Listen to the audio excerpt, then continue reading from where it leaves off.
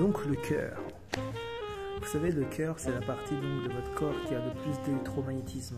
C'est-à-dire vous avez donc les trois centres principaux, donc au niveau du cerveau, au niveau du cœur et au niveau des parties sexuelles.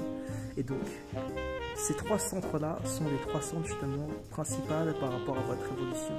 Si un de ces trois centres-là justement n'est pas masterisé ou du moins a des grosses déficiences, ça va faire que vous ne pourrez pas aller vers votre ascension. Et une fois que vous avez donc commencé à masteriser vos centres, c'est-à-dire avoir un équilibre dans tout, parce que tout l'univers, le cosmos, tout ce qu'il y a en philosophie, à l'arrivée en fait c'est une question d'équilibre, de balance et d'harmonie avec soi-même, pour devenir sa propre mélodie, la mélodie d'âme, si on veut être un peu dans le côté poétique. Mais pour en revenir au cœur, la radiance du cœur, la radiance, c'est donc en fait ce moment où vous arrivez donc à entrer dans le cercle vertueux, où vous nourrissez votre cœur avec les choses que vous aimez, qui vous tient à cœur.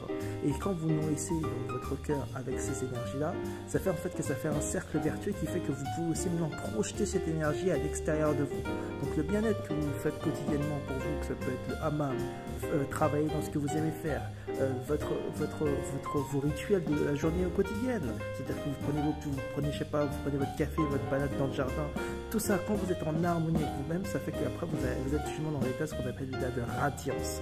Et quand vous êtes dans l'état de radiance, c'est que vous pouvez en fait magnifier tout ce que vous voulez dans votre univers. Pourquoi? Parce que vous êtes en harmonie avec la musique du cosmos.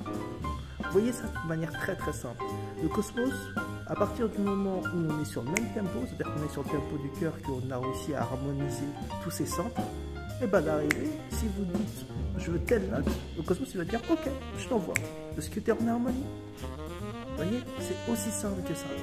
À partir du moment où vous n'avez pas l'harmonie entre les trois, pardon, du coup ça commence à dérégler et surtout ça fait que vous ne pouvez pas arriver, donc je vais en finir là-dessus, vous ne pouvez pas arriver à l'électromagnétisme du cœur. Parce que l'électromagnétisme comme le dialectrique, magnétique, c'est donc en fait vous pouvez aussi bien justement créer que vous pouvez ramener les choses à vous. Et c'est là la force justement de l'électromagnétisme et la force du cœur.